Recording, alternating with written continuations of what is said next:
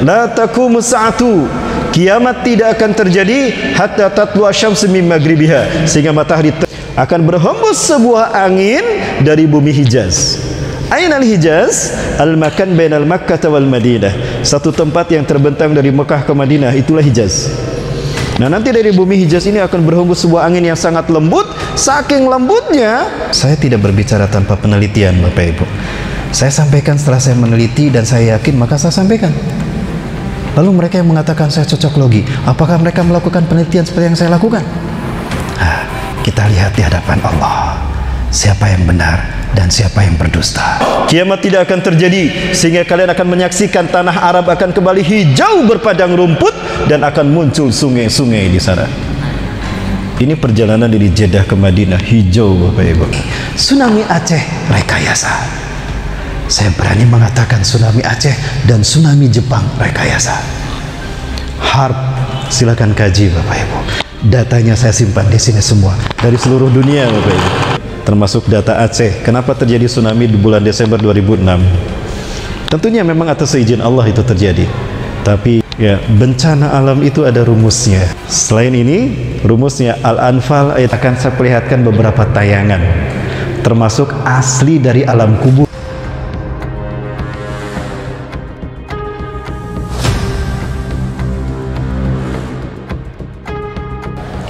Tiada kata yang bisa saya ucapkan pada kesempatan hari ini. Allah takdirkan saya bisa berada di Masjid Darussalam, yang mudah-mudahan masjid ini menjadi poros kita untuk menuju surga yang kelima, surga Darussalam. Karena memang kita yakin dari masjidlah kita mendapatkan surga. Rasulullah SAW meyakinkan kita dengan salah satu hadisnya, man salaka tariqan yaltamisu fihi 'ilman sahalallahu tariqan ilal jannah. Barang siapa yang menempuh satu jalan untuk menuntut ilmu, maka Allah akan memudahkan baginya jalan menuju surga. Salah satu jalan yang paling tepat untuk menuju surga bukanlah berkumpul di alun-alun untuk merayakan pergantian tahun Anno Domini atau tahun Masehi, yang sesungguhnya tahun itu dibuat oleh seorang biarawan Katolik yang bernama Dionysius Exiguus. Dia diperintahkan oleh pimpinan gereja Katolik Roma untuk membuat penanggalan Masehi yang titik tolaknya adalah Natal, kelahiran Yesus Kristus. Betapapun Nabi Isa tidak dilahirkan di bulan Desember. Silakan buka dalam Bible Lukas atau Bible Matius pasal 2 ayat 10, 11, 12. Nabi Isa tidak dilahirkan di bulan Desember. Yesus versi mereka lahir di musim panas, di bulan Agustus. Di saat kurma berbuah, di saat para pengembala kambing mengembalakan kambingnya di malam hari. Mungkinkah itu terjadi di bulan Desember yang selalu turun salju di Palestina? Tentu tidak benar. Namun sayang saat sekali, saya bersedih setiap pergantian tahun Masehi umat Islam dimurtadkan oleh tiga agama. Ketika mereka tasyabuh dengan kaum Nasrani merayakan pergantian tahun Masehi, mereka tidak sadar mengikuti sunnah dan milah orang Nasrani. Lalu mereka merayakannya dengan tiup trompet. Demi Allah, saya menyaksikan sendiri di Al-Quds bagaimana Israel merayakan hari besar mereka dengan meniup trompet. Begitu pula mereka menyalakan mercon di detik-detik pergantian tahun. Mereka menyalakan mercon. Itu ritual kaum Majusi dalam pengagungan mereka kepada dewa matahari mereka, Ahura Mazda. Jadi dalam satu momen umat Islam disesatkan oleh tiga agama, Nasrani atau Kristen, Yahudi, dan Majusi.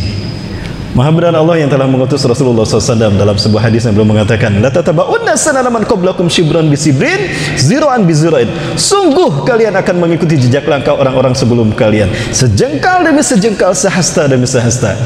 Tidak terasa kita terjebak pada milah mereka.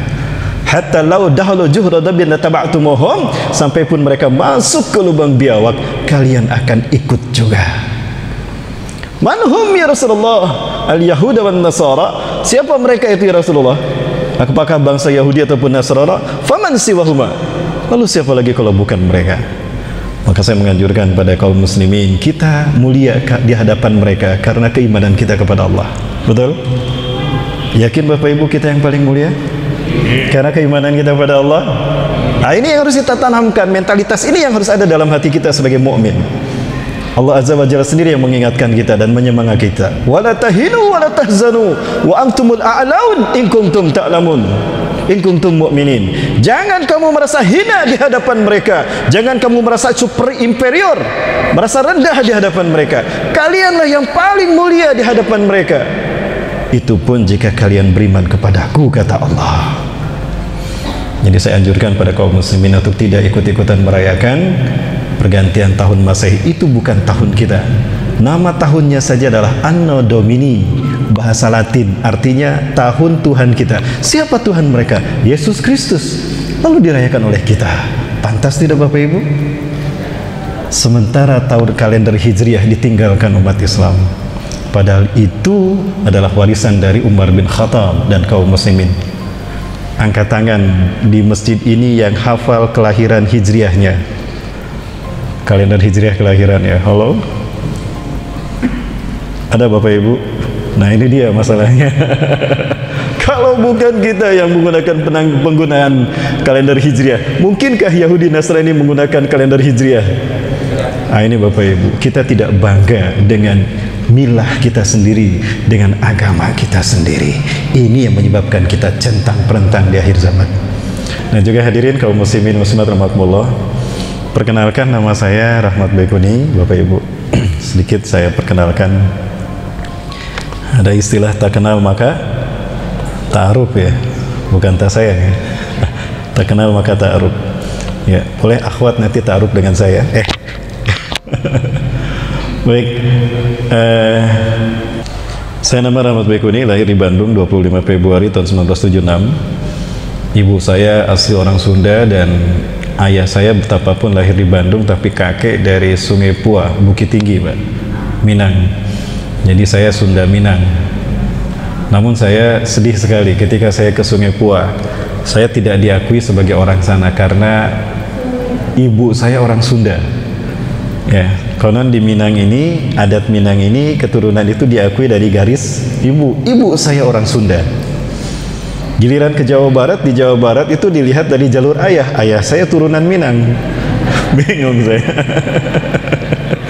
Ke Minang tidak diakui, di Sunda tidak diakui. Mudah-mudahan di komplek Pandau Permai ini ada yang mengakui saya sebagai orang sini. Boleh Bu, Pak? Mumpung nggak ada istri saya ya. Kalau teman saya ini bilang kalau baru menikah satu kali bukan istri namanya, iswan katanya. Kalau baru satu kali menikah, pendampingnya bukan istri tapi iswan. 2 kali menikah istu, 3 kali baru istri. Gitu ya. Jangan-jangan di sini iswan semua ini. Baik. Saya tinggal, alamat rumah tinggal saya di Griasi Pasirwangi, ya, Cigending Ujung Berung Bandung, satu perbatasan Bandung Timur dengan Kabupaten Lembang, daerah wisata Bandung Utara. Saya sudah menikah dengan satu iswan. Alhamdulillah Allah menakdirkan saya mendapatkan 7 orang anak dari satu iswan ini, dari istri ini. Yang satu, kedua sudah kuliah, yang ketiga sedang masantren dan menamatkan hafalan Qur'annya, baru masuk juz 20 katanya. Ini perempuan. Yang keempat, kelima di Kutab Al-Fatih kelas Konuni 3. Ini kembar laki-laki 10 tahun. Yang keenam harusnya lahir namun keguguran, ya, meninggal dunia. Dan sunnahnya betapapun dia keguguran harus disifati laki-laki dan beri nama laki-laki. Jadi saya beri nama Ahmad. Yang ada sekarang yang terakhir itu yang ketujuh harusnya baru 22 bulan. Sekarang sedang bersama ibunya di Hotel City Smart ya, di Hotel City Smart. Istri dan anak saya ikut, alhamdulillah.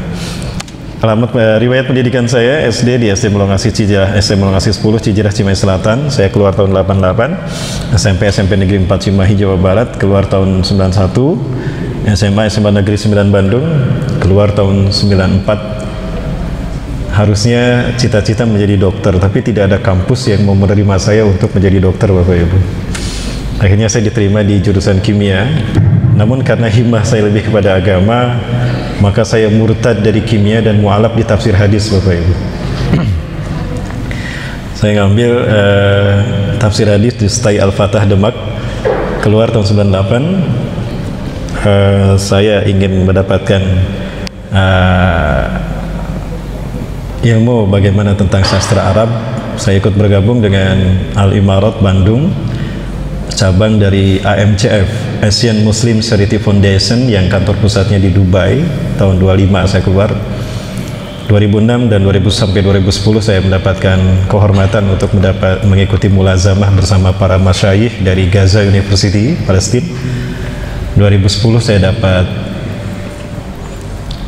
kesempatan studi di Yaman, Son'a. Kami menyaksikan bagaimana Ahlus Sunnah wal Jamaah disiksa lalu dibantai beramai-ramai, Bapak Ibu, ditembak dari belakang. Hal ini membuat kami trauma sehingga kami tidak bisa melanjutkan studi kami di sana.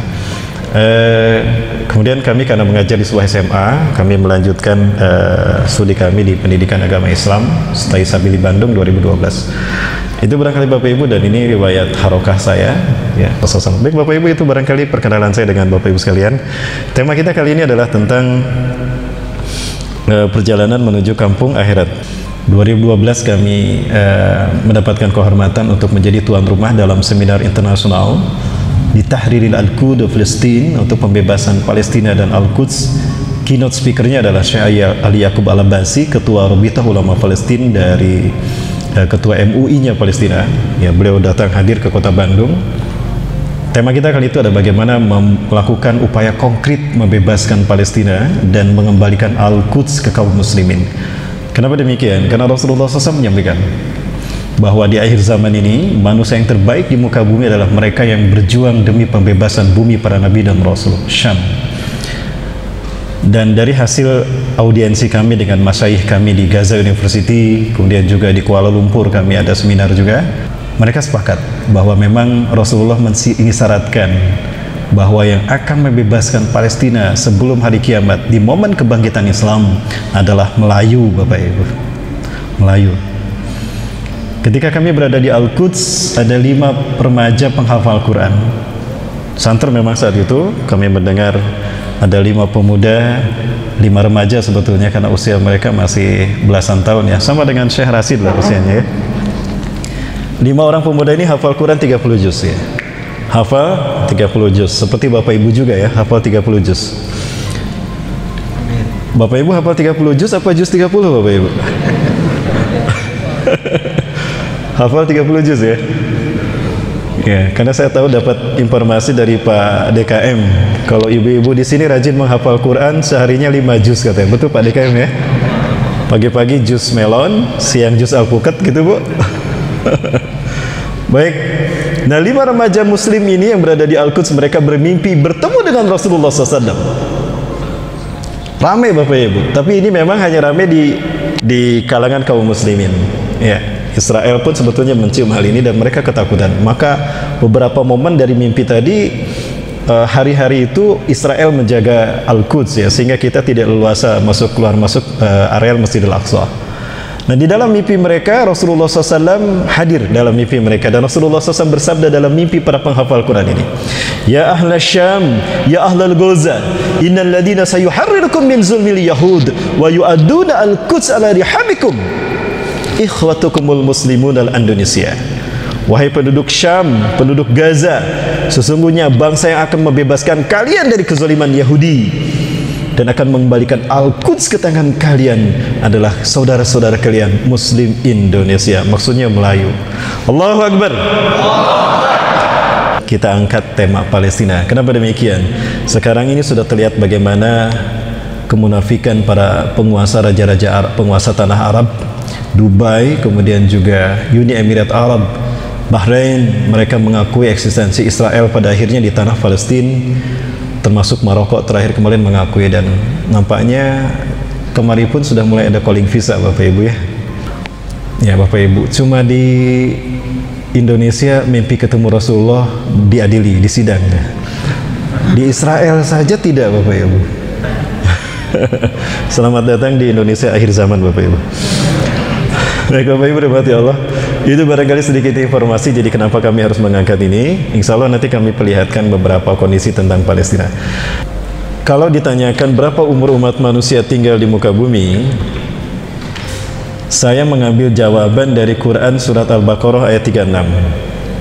Ya, Bapak Ibu bisa lihat ayatnya. A'udzubillahi minasyaitonirrajim. Fa'azallahuma syaitanu anha, maka setan menggelincirkan Adam dan Hawa dari surga. Setan di sini menggunakan alif lam, artinya ma'rifat, satu setan. Siapa dia? Azazil, satu jin dari suku Al-Haris, yang dia seumur hidupnya tidak pernah maksiat kepada Allah. Satu-satunya jin yang mendapatkan kehormatan hidup di alam malaikat sejak usia balita sampai dia dewasa. La ya'sullah madam hayatihim, dia tidak pernah berbuat dosa walau tarfata ainin, sedikit pun kepada Allah. Susah kita Bapak Ibu, kalah kita sama Ajazil. Ajazil setiap 1000 tahun gak sedikit pun berbuat dosa. Saya susah satu hari tanpa berbuat dosa Bapak Ibu, susah sekali. Diundang kajian perayaan Maulid Nabi, saya hafalkan surat Al-Qalam. Saya baca dari rumah, hafalkan. Nun wal qalami wa ma yasturun ma anta bi ni'mati rabbika bimajnun. Sampai lampu merah ada akhwat lewat, tapi tidak pakai hijab. Astagfirullahaladzim. Kelihatan Bapak Ibu sekalian. Udah gitu, ya Allah, lemas banget. Udah kulitnya putih, hidungnya mancung. Masal dibayangin tuh menari-menari syahwat saya Bapak Ibu. Sampai lampu hijau nggak saya sadari, diklakson sama mobil di belakang. Pak, mau maju nggak Pak? Gitu. Bapak Ibu sekalian, Allah. Akhirnya saya lupa tadi saya baca surat apa. Nah ini Bapak Ibu sekalian, kita bisa menciptakan keimanan dan ketakwaan pribadi, tapi lingkungan belum tentu. Ajazil yang karena sombongnya tidak mau sujud kepada Nabi Adam, dia mendapatkan gelar iblis pembangkang. Seumur hidupnya tidak pernah berbuat dosa, sampai dia selihting dengan malaikat Jibril. Satu kali dosa pertama yang dia lakukan adalah tidak mau sujud kepada Adam. Karena sombongnya, dia merasa lebih baik daripada Nabi Adam. Sejak saat itulah dia mendapatkan gelar iblis, artinya pembangkang. Nah, dia telah berhasil menggelincirkan Nabi Adam dan Siti Hawa sehingga terusir keduanya dari surga, termasuk dia sendiri. Ya. Fakhrajahuma mimma kana fih, maka Allah mengeluarkan mereka dari tempat mereka sebelumnya.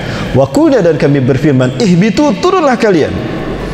Dalam satu riwayat Nabi Adam diturunkan fi makanin a'la fawqal ardi. Nabi Adam diturunkan di tempat tertinggi di muka bumi. Di mana Bapak Ibu? Di Pekanbaru. Di Bukit Himalaya, Gunung Himalaya, Mount Everest, karena itu tempat tertinggi hari ini. Sementara Siti Hawa ditempatkan di Jazirah Arab, tempatnya di titik yang bernama Jeddah. Jeddah itu artinya nenek, karena Siti Hawa nenek kita diturunkan di sana.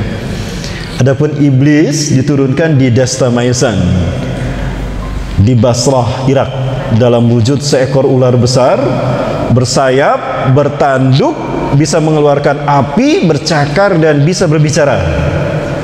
Ular apa Bapak Ibu? Ular naga. Terbayang, dengan satu naga dunia gonjang ganjing, apalagi Indonesia 9 naganya Bapak Ibu. Mau tidak gonjang ganjing gimana ya? Insya Allah sebentar lagi naga itu menjadi cacing. Amin. Aduh, mohon maaf saya banyak keceletotnya Pak DKM. Keceletot Pak DKM. Ya. Ba'dukum li ba'din adu, sebagian kalian menjadi musuh bagi sebagian lain. Ya. Dan musuh yang terberat kita sebetulnya setan dalam bentuk manusia. Itu yang paling berbahaya. Ya. Walakum fil ardi mustaqar, dan bagi kalian di muka bumi ada daratan untuk kalian membangun peradaban kalian, membangun infrastruktur, membangun kawasan pemukiman, membangun kawasan pendidikan, membangun kawasan ekonomi perdagangan, membangun kawasan militer, membangun kawasan ekonomi. Tapi jangan coba-coba bangun kawasan remang-remang. Ya. Wa mata'un ilahin, dan ada materi untuk mencukupi kebutuhan kalian. Ilahin. Nah, kalimat hin inilah batasan kita untuk beramal di muka bumi. Apa itu hin? Kebanyakan di dalam tafsir, hin itu dikatakan ila waqtin muayyanin atau ila sa'atin muhaddah, sampai waktu yang ditentukan. Pertanyaannya kapan? Saya buka di dalam tafsir Ibnu Katsir juz kedua, tafsir surat Al-An'am ayat 158. Di sana saya temukan ada hadis riwayat al-jamaah kecuali Imam At-Tirmidzi tidak ikut meriwayatkan hadis ini, dan sanad ini dari sahabat Abu Hurairah radhiyallahu an. Di sana Rasulullah SAW menyatakan, la taqumus sa'atu, kiamat tidak akan terjadi hatta tatlu asy-syamsu min maghribiha, sehingga matahari terbit dari barat.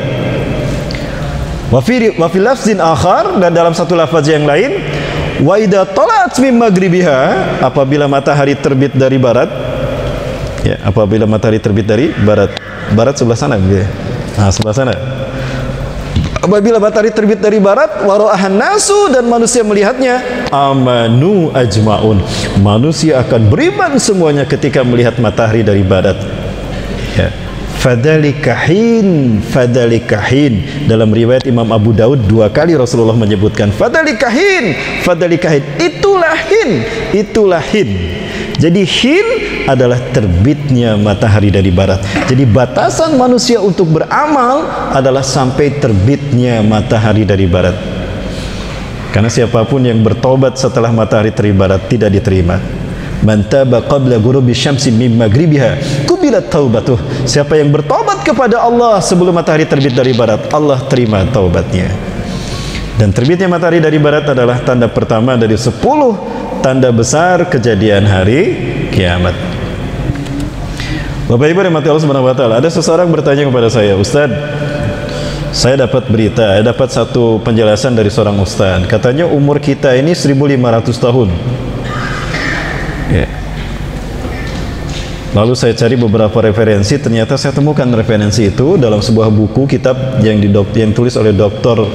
Muhammad Amin Jamaluddin dari Mesir, Umrul Ummah, umur umat akhir zaman. Di sana dinukilkan oleh beliau hadis dari Abu Hurairah radhiyallahu an di dalam Sahih Muslim, di dalam bab Umrul Ummah. Saya temukan hadisnya. Hadisnya ini. Inna baqaukum minal umami kamasali Tauratil lati anzalaha ila ahliha.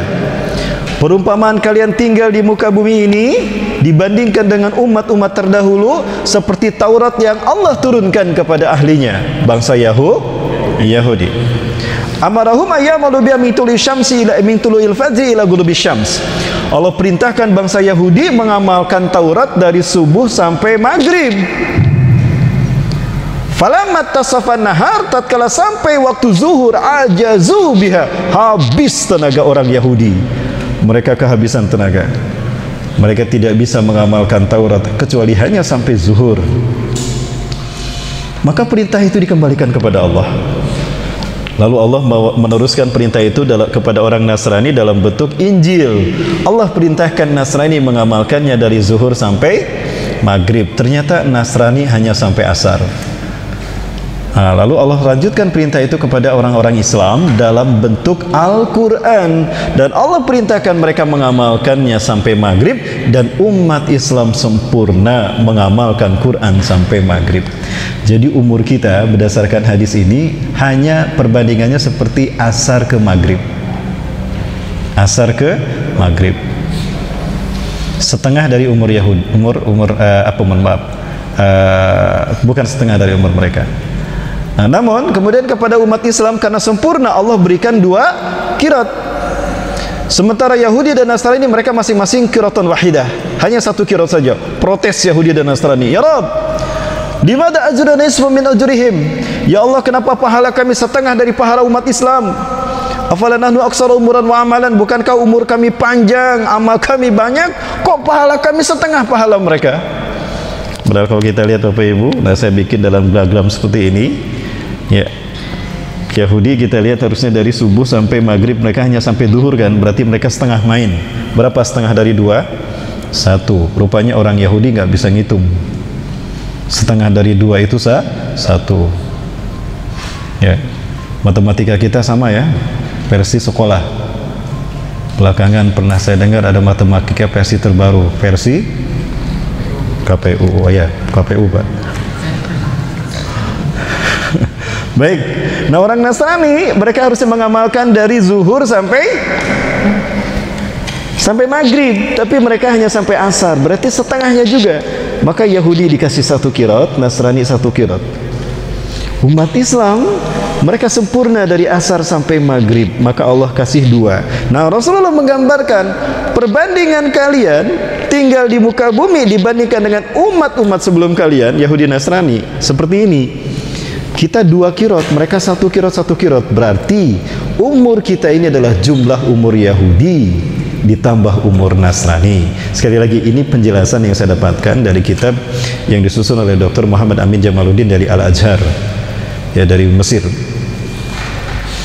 Ya. Namun antara Nabi Isa diangkat ke langit sampai Rasulullah mendapatkan wahyu Al-Quran, itu ada masa fatrah. Hunaka ziyadah baina raful Isa bin Maryam wa unzila al-Quran ila Rasulullah SAW. Wa hadhihi ziyadah la aksar min 100 sanah. Tambahan ini, masa fatrah ini tidak boleh lebih dari 100 tahun. Maka para ahli ulama sejarah sepakat dibatasi 100 tahun. Berarti umur kita, umur Yahudi ditambah umur Nasrani plus 100 tahun. Berapa umur Yahudi? Umur satu umat dihitung dari diutusnya Nabi mereka dengan turunnya kitab sampai kitab berikutnya turun. Nah, umur Yahudi berarti dari diutusnya Nabi Musa sampai turunnya Injil. Itu perkiraan para ulama. Sekali lagi, ini perkiraan. Tidak eksak, tidak saklek mutlak segitu. 900 tahun. Umur Nasrani 500 tahun. Masa fatrah dari 500 tahun ke Rasulullah diutus 100 tahun. Berarti jumlahnya berapa Bapak Ibu? 1500 tahun. 58 tahun. 58 tahun lagi. Tapi kan itu Hijriah. Hijriah itu berarti dari hijrah ke Madinah. 13 tahun di Mekah.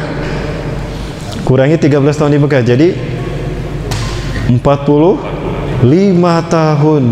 Apakah umur umat akhir zaman ini 45 tahun lagi? Wallahu a'lam bishawab. Yang jelas umat Islam tidak lebih panjang daripada orang-orang yang menyaksikan hari kiamat. Kenapa demikian? Rasulullah SAW menyebutkan, ya, bahwa orang-orang beriman akan mati lebih dulu dan mereka tidak akan menyaksikan hari kiamat. Ini kabar gembira dari Rasulullah. Alhamdulillah. Karena yang akan menyaksikan hari kiamat adalah mereka yang tidak punya iman dalam hati mereka, walaupun hanya sebesar biji sawi. Rasulullah SAW bersabda, "Satarihu rihum min ardil Hijaz." Akan berhembus sebuah angin dari bumi Hijaz. Ainal Hijaz? Al-makan bainal Makkah wal Madinah. Satu tempat yang terbentang dari Mekah ke Madinah, itulah Hijaz. Nah, nanti dari bumi Hijaz ini akan berhembus sebuah angin yang sangat lembut. Saking lembutnya, orang tidak merasa dicabut nyawanya. Angin ini diberi nama angin Iliyin. La tamuru ala hadin kana fi qalbihi mithqalatin min iman. Tidaklah angin ini melewati siapapun yang dalam hatinya ada iman, walau sebesar biji sawi. Bisa dipegang imannya, tapi dia tidak syirik, dia punya tauhid, betapapun imannya sebesar biji sawi, illa qabadathu, melainkan angin ini akan mencabut nyawanya. Diceritakan dalam waktu singkat, cepat sekali. Semua orang beriman dalam waktu singkat meninggal dunia. Ya. Fayabqa syururun nas, maka yang tersisa di muka bumi adalah makhluk yang terburuk, manusia yang terburuk. Ilaihim tub'asus sa'ah, maka kepada merekalah kiamat diutus. Berarti yang menyaksikan kiamat adalah orang-orang yang tidak punya iman walau sebesar biji sawi. Itulah manusia terburuk di muka bumi. Saya agak berat melanjutkan hadis ini Bapak Ibu. Beginilah resikonya menjadi ustadz akhir zaman. Padahal cuma membacakan hadis dan menerjemahkan hadis. Diinterogasi Bapak Ibu saya. Maka saya kapok jadi ustadz akhir zaman. Saya sudah sampaikan pada teman-teman sahabat Tahzan, saya bukan lagi ustadz akhir zaman. Saya sudah istiqomah dan menjadi ustadz akhir bulan insya Allah. Akhir bulan ya sekarang, makanya saya datang akhir bulan sekarang tepat. Akhir tahun Masehi tapi bukan tahun kita. Jadi gimana Bapak Ibu? Saya lanjutkan hadisnya? Nggak akan ada yang tersinggung. Para sahabat bertanya, "Alaisa fihal muslimun ya Rasulullah?" Apakah tidak ada orang Islam pada saat itu ya Rasulullah? Oh, banyak orang Islam saat itu. Yang menyaksikan kiamat itu bukan tidak ada orang Islam, banyak orang Islam di muka bumi. Lakinna imanuhum la yujawizu hanazirahum. tapi iman mereka tidak sampai ke tenggorokan, jangankan ke hati. Iman mereka tidak menyentuh tenggorokan. Faida imanuhum ya Rasulullah. Lalu di mana iman mereka ya Rasulullah? Iman mereka ada di pangkat, iman mereka ada di jabatan, dan iman mereka ada di harta dunia. Sudah terjadi belum Bapak Ibu? Sudah terjadi?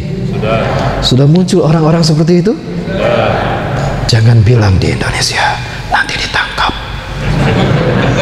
Bilang saja di negeri autopilot, di negeri entah berantah, atau di negeri 62. Allahu Akbar.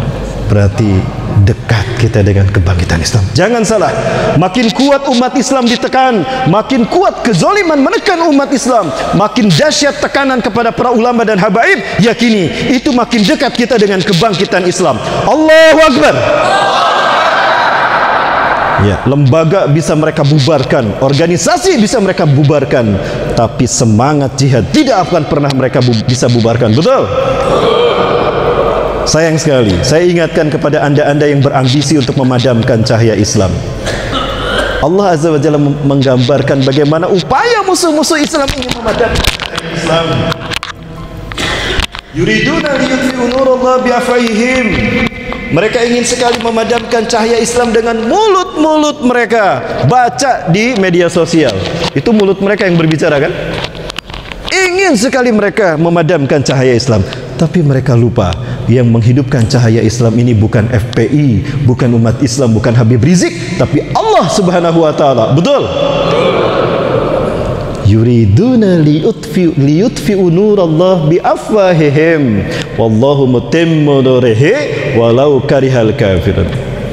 Perumpamaan mereka, kata ahli tafsir, bagaimana orang-orang para mufassir menafsirkan ayat ini, ibarat manusia yang berkumpul di muka bumi. Weh, sebentar lagi matahari terbit, yuk kita tiup bareng-bareng. Ini matahari sebentar lagi terbit. Nanti tunggu komando dari saya ya. Ketika saya bilang 1, 2, 3, tiup bareng-bareng. Maka ketika matahari terbit, mereka mencoba meniupnya bareng-bareng. Pertanyaan saya Bapak Ibu, saya tidak kuat AC Bapak Ibu, mohon maaf nih. Ada satu buku yang saya coba baca. Ini qadarullah, Allah pertemukan saya dengan seseorang yang care dan ikut memperhatikan ceramah-ceramah saya tentang akhir zaman. Dia memberikan buku pada saya yang di muka bumi, di dunia ini buku itu ada 11. Di bumi, di dunia hanya ada 11 buku itu. Dan di Indonesia ada 1 buku itu dia perlihatkan pada saya. Sengaja dia datang menghampiri saya dan beliau sampaikan. Di buku itu diceritakan ada gambaran peta urutan bencana kataklismik, bencana yang bersifat global. Kataklismik ini artinya bencana itu terjadi melingkupi permukaan semua dunia. Dalam arti efeknya global. Semua permukaan bumi mengalami efek buruk dari musibah tadi. Nah, saya lihat peta dari bencana tadi, bencana kataklismik itu dalam angka-angka seperti ini. Angka terjauh adalah angka 12.600 sebelum Masehi. Di angka ini terjadi polar shift, pergeseran kutub Bapak Ibu. Bergeseran kutub. Nah, inilah yang mengakibatkan bumi bergeser sehingga terjadi perubahan iklim dalam waktu yang sangat singkat. Kutub bergeser, maka negara-negara akan mengalami perubahan musim dan iklim. Ini contohnya saya perlihatkan Bapak Ibu. Dan ini yang saya khawatirkan terjadi. Tapi sayang sekali, ketika saya menyampaikan ini, dan ini pernah saya bahas di Masjid Al-Falah Darul Mutakin di jalan apa Pak? Nah, itu pernah saya bahas, tapi orang-orang yang tidak suka sama saya tetap mereka menyebut saya cocok logi, dukun, peramal dan sebagainya. Tolong doakan Bapak Ibu, saya ingin menggelar sidang di hadapan Allah untuk mereka. Akan saya tuntut mereka, kalau Allah berkenan, saya meminta agar saya disidang dengan mereka. Dan siapa yang berdusta mohon diazab dengan azab yang berat. Tolong doakan saya Bapak Ibu. Siapa mereka? Satu kaum yang kata Rasulullah SAW sebutkan. Sayakhruju fi akhir zaman qaumun tahkiruna salatakum ma'a salatihim wa tahkiruna qira'atakum ma'a qira'atihim wa tahkiruna a'malakum ma'a a'malihim. Akan muncul di akhir zaman satu kaum, kalian akan meremehkan solat kalian dibandingkan dengan solat mereka. Hebat ketika mereka solat. Mutahkiruna qira'atakum ma qira'atihim.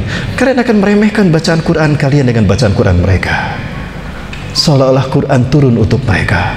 Hebat ketika mereka kajian, ribuan yang hadir kalau mereka kajian. Bahkan mereka paling sunnah ketimbang kita.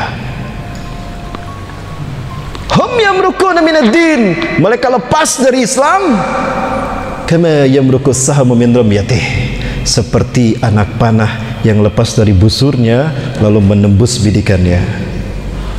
Allahu Akbar. Kalau anak panah lepas dari busurnya, balik lagi tidak? Ya. Nah, Rasulullah SAW menyebutkan mereka lepas dari Islam seperti anak panah. Berarti mereka balik lagi pada Islam tidak? Ya. Kagum orang-orang dibikinnya dengan ibadah mereka, dengan Islam mereka. Sudah ada golongan itu? Halo? Halo Bapak Ibu, ada? Masya Allah, pada kemana ini? Bu, mau masuk surga Bu? Yang jawab sedikit. Ternyata benar, surga peminatnya sedikit. Bu, mau masuk surga Bu? Pak, sebentar Pak, dengarkan Pak ya. Saya ingin mengetes ibu-ibu nih. Bu, ternyata kata Rasulullah, ada jalan pintas masuk surga tanpa hisab Bu. Bu, mau Bu saya kasih tahu Bu, yaitu sabar. Sabar ternyata jalan pintas masuk surga tanpa hisab. Kalau bapak-bapak syahid di medan perang, bapak ibu sabar saja, nanti bisa masuk surga tanpa hisab. Ya, mau sabar Bu? Yang jawab sedikit, ini peminatnya sedikit kayaknya. Mau masuk surga tanpa hisab? Dengan jalan sabar mau? Kalau bapaknya nikah lagi mau sabar? Pak, dengerin Pak. Katanya mau masuk surga tanpa hisab, giliran diajak sabarnya nggak mau. Baik, lanjut Bapak Ibu. Ya, angka terjauh dari bencana kataklismik 12.600 sebelum Masehi. Di sini terjadi polar shift. Hal inilah yang mengilhami Hollywood membuat film The Day After Tomorrow. Amerika membeku tiba-tiba. Lupakah kita di interval Januari sampai Juni 2019 ada dua cuaca ekstrim terjadi. Australia mengalami musim panas terburuk sehingga ikan-ikan di sungai pada mati semua karena airnya mendidih. Sementara di air terjun Niagara membeku menjadi es. Amerika membeku, Australia panas. Lupakah kita itu di interval semester pertama tahun 2019? Apakah itu efek dari pergeseran kutub? Itu yang saya khawatirkan. Dan itulah yang menyebabkan Saudi Arabia mengalami perubahan cuaca yang sangat ekstrim. Contohnya ini saya perlihatkan Bapak Ibu. Saya tidak berbicara tanpa penelitian Bapak Ibu. Saya sampaikan setelah saya meneliti dan saya yakin maka saya sampaikan. Lalu mereka yang mengatakan saya cocok logi, apakah mereka melakukan penelitian seperti yang saya lakukan? Kita lihat di hadapan Allah siapa yang benar dan siapa yang berdusta. Allahu Akbar. Baik Bapak Ibu, ini saya perlihatkan pada Bapak Ibu sekalian. Desember 2018 ketika kami membawa jemaah untuk umrah menuju ke Madinah dulu Bapak Ibu. Ini yang terjadi sepanjang perjalanan kami dari Jeddah ke Madinah. Sepanjang perjalanan saya ngobrol dengan supir Bapak Ibu, sambil istighfar insyaallah, astagfirullah, astagfirullah, subhanallah, berzikir Bapak Ibu. Adakah sesuatu ini berarti bagi kita? Bukankah Rasulullah SAW bersabda, la taqumu sa'atu hatta taruda ardul arabi murujan wa anhara. Kiamat tidak akan terjadi sehingga kalian akan menyaksikan tanah Arab akan kembali hijau berpadang rumput dan akan muncul sungai-sungai di sana. Ini perjalanan dari Jeddah ke Madinah, hijau Bapak Ibu. Bahkan Ustaz Sofyan 2018, lupa lagi saya, 2018 beliau mengabarkan langsung dari Hagway antara Mekah Madinah turun hujan butiran es kristal. Ini saya perlihatkan buktinya Bapak Ibu. Ini saya sampaikan karena ada buktinya. Sehingga bus yang beliau tumpangi itu berhenti karena kalau maju bisa pecah kacanya. Kebayang kalau kena kepala Bapak Ibu. Ada diberitakan beberapa orang meninggal dunia karena tidak kuat tertimpa oleh ini dan dia tidak sempat untuk menyelamatkan diri dan membeku, Bapak Ibu.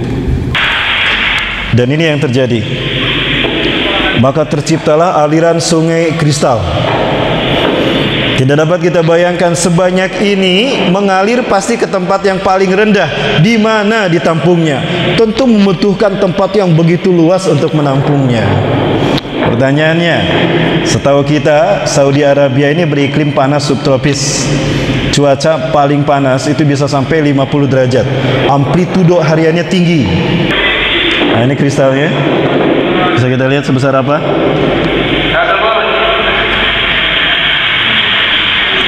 Nah, sebesar ini Bapak Ibu. Pertanyaannya, apa yang menyebabkan bisa turun hujan kristal di tanah Saudi Arabia yang tadinya panas? Bergeser bumi, Bapak Ibu. Inilah yang disebut dengan polar shift, pergeseran kutub. Karena ada aktivitas benda langit. Nanti kita bahas, Bapak Ibu. Kayaknya saya butuh waktu panjang, Bapak Ibu. Sampai setengah 11 nggak apa-apa?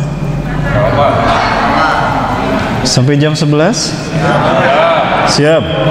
Nah, kalau gitu materinya saya selesaikan sampai hari kiamat terjadi. Iya, hari yang hari kiamat kan kita bahas perjalanan menuju akhirat. Kan kiamat dulu kan. Baik, Bapak Ibu, kata Rasulullah SAW, Rasulullah tidak tahu kiamat kapan terjadi. Cuma Rasulullah memberitahukan kiamat itu terjadi di hari Jumat. Ya, sekarang hari apa? Hari Kamis. Besok hari Allahu Akbar, besok hari Jumat ya. Kata Rasulullah, kiamat hari Jumat, besok hari Jumat. Gimana ini Bapak Ibu? Ya. Kemudian kiamat akan terjadi di waktu subuh. Yang ketiga, kiamat akan terjadi sehingga tidak terdengar azan di muka bumi. Kalau masjid-masjid kosong tidak ada yang azan, nah kiamat terjadi.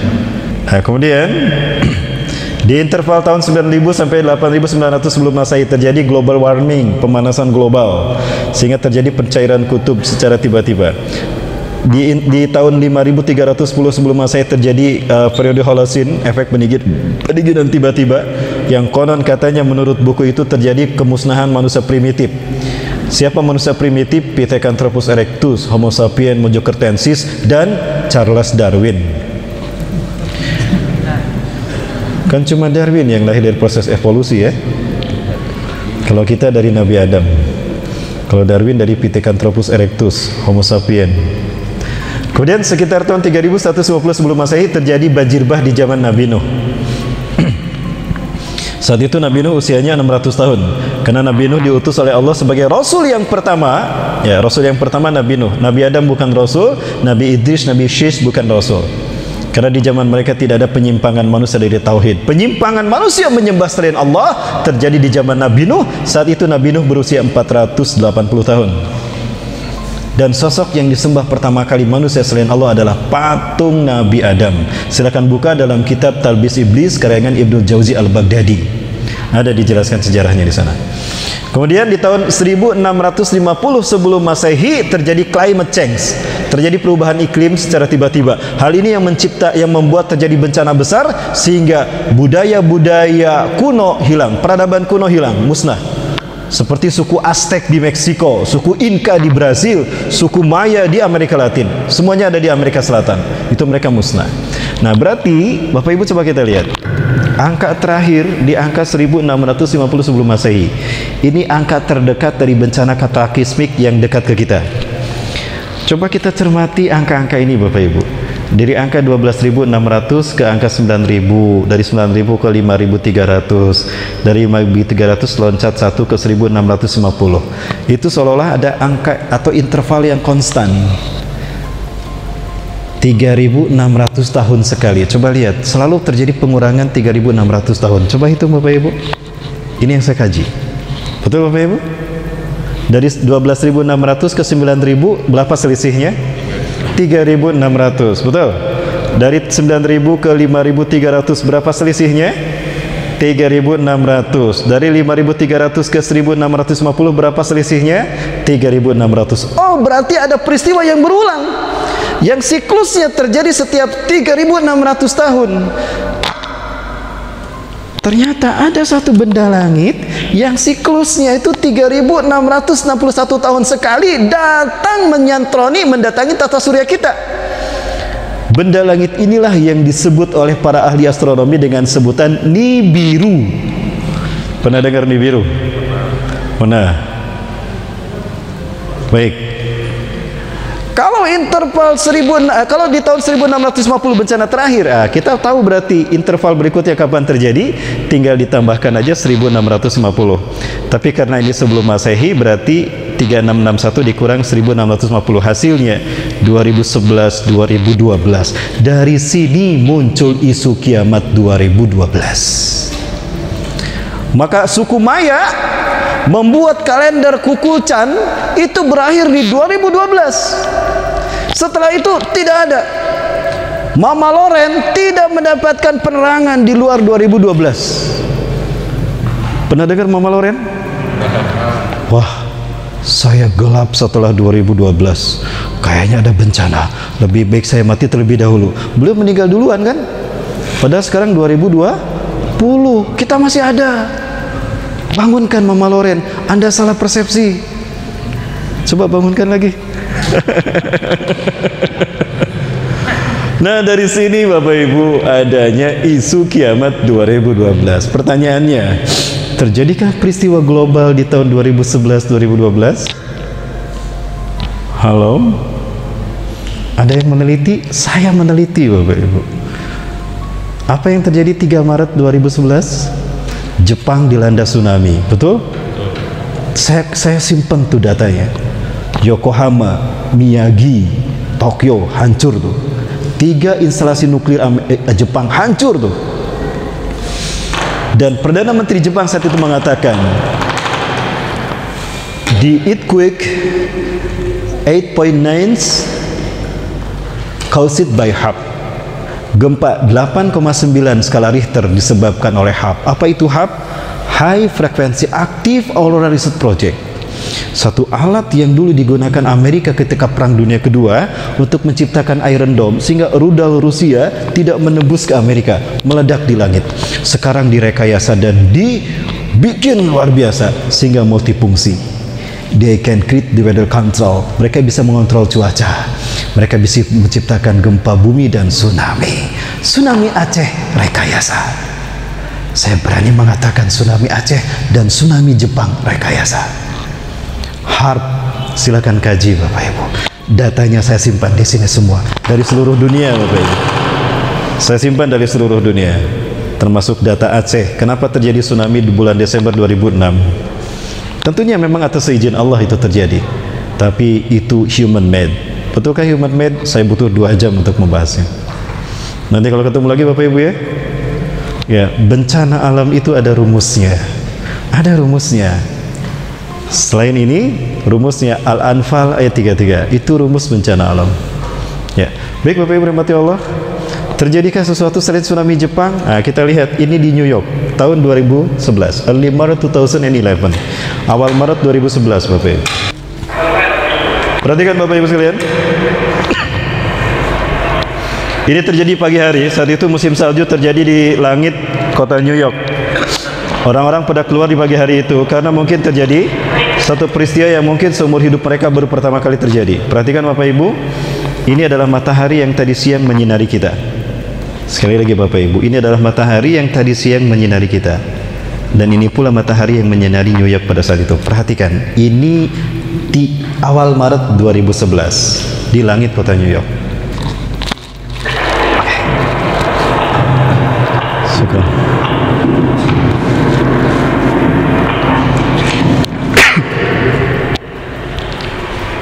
Perhatikan, orang-orang pada keluar mencari tahu apa yang terjadi, sesuatu yang belum pernah terjadi seumur hidup mereka. Satu, ini matahari kita.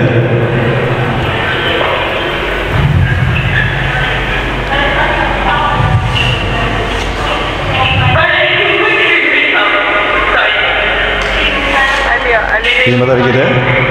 Ini apa Bapak?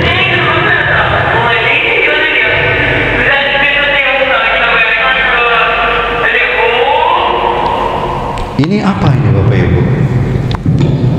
Second sun as seen in New York sky. Matahari kedua terlihat di langit New York. Apakah itu Nibiru yang tadi siklusnya 3660 tahun sekali? Bukan hanya di New York, di Rusia berdekatan, itu bergerak. Bahkan di Taiwan berdekatan, hampir akan terjadi tabrakan. Ramai ini di media televisi. Cuma di Indonesia tidak diberitakan. Yang ngetren saat itu di berita televisi Indonesia adalah perkelahian dua selebritis kita. Itu lebih penting dari peristiwa ini. Salah satunya sudah meninggal dunia. Ini saya perlihatkan. Ini di Asia, Bapak. Tadi di New York, ini di Asia. Second sun, as seen in Asia, early Maret 2011, awal Maret 2011. 1, 2. Ini matahari yang sesungguhnya. Yang tadi itu apa?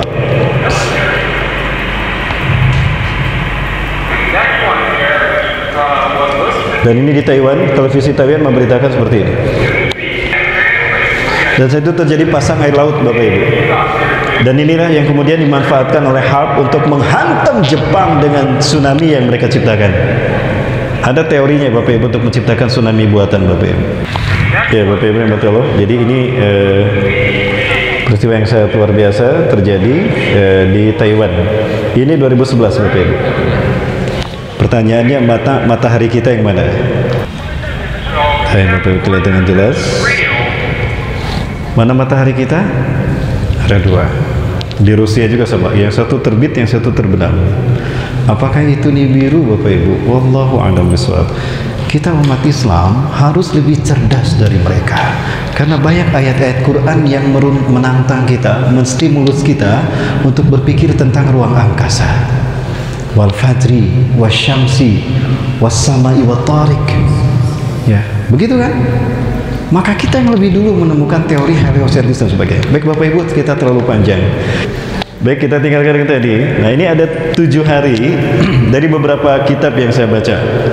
Mulai dari kitab An-Nihayah fil Fitan wal Malahib karya Al-Hafiz Imam Ibnu Katsir rahimahullah.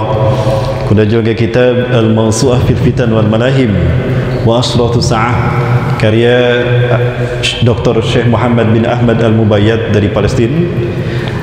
Kemudian juga buku Tarbiyah Ruhiyah karya Dr. Abdullah Nasih Ulwan. Semua kitab itu sudah ada terjemahnya. Ini saya temukan setidaknya ada 7 hari perjalanan kita sejak meninggalkan dunia menuju kampung akhirat. Yang pertama Yaumus Sa'ah, hari waktu hancurnya alam semesta. Hari yang kedua Yaumul Ba'ats, hari dibangkitkannya manusia di padang mahsyar. Yang ketiga Yaumul Mahsyar, hari digiringnya manusia di padang mahsyar selama 50.000 tahun. Yang satu harinya 1000 tahun di dunia. Hari yang ketiga, yang keempat Yaumul Hisab, hari diperlihatkannya amal perbuatan manusia. Nanti setiap manusia akan melihat sejarah hidupnya dalam bentuk layar seperti ini. Di saat itu mata kita melolong, mulut kita terkunci, ya, kemudian tangan berbicara, rambut berbicara, kaki berbicara. Kemudian hari yang kelima adalah Yaumul Mizan, hari ditimbangnya amal perbuatan kita setelah dipisahkan dan disidangkan di hari yang keempat. Hari yang keenam adalah Yaumul Jaza, hari pembalasan. Di hari inilah setiap manusia termasuk para nabi dan rasul melintas satu jembatan, titian sirat, yang melintas dari tepi halaman surga berakhir di dari tepi padang mahsyar berujung berakhir di tepi halaman surga, melintas di 7 komplek neraka. Ada neraka wel bagi mereka yang tidak sholat, yang lalai sholatnya, sakor bagi yang tidak sholat, ada hawiyah, ada hutomah, ada sa'ir, ada jahim, paling bawah jahannam. Ya, kita bahas satu-satu nanti. Dan hari yang ketujuh adalah Yaumul Akhir atau Yaumul Khulud.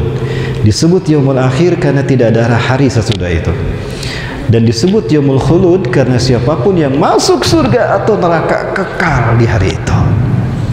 Kita bahas satu-satu Bapak Ibu. Kita mulai masuk pada pembahasan yang sesungguhnya. Waktu kita butuh banyak Bapak Ibu, karena akan saya perlihatkan beberapa tayangan, termasuk asli dari alam kubur. Betul asli Bapak Ibu, mau saya perlihatkan. Jadi waktu kita panjang. Baik Bapak Ibu, yang pertama ya Musa. As-sa'ah artinya waktu. Orang-orang Arab kalau bertanya jam berapa sekarang, fi ayyi sa'atin al, jam berapa sekarang? As-sa'ah, fi ayyi sa'ah, ayat sa'ah, jam berapa sekarang ya? As-sa'ah itu waktu. Jadi yaumus sa'ah adalah waktu hancurnya alam semesta.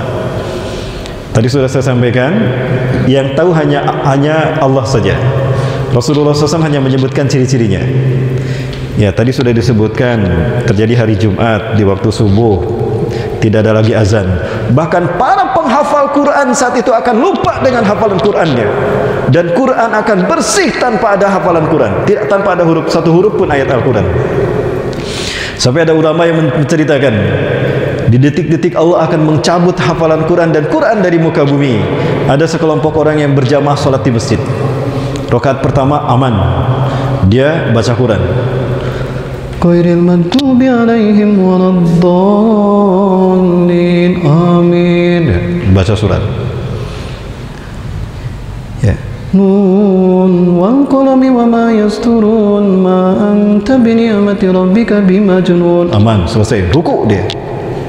Ruku, sujud. Rakaat kedua mulai mereka lupa dari bacaan Quran. Imamnya lupa surat Al-Fatihah. Allahu Akbar.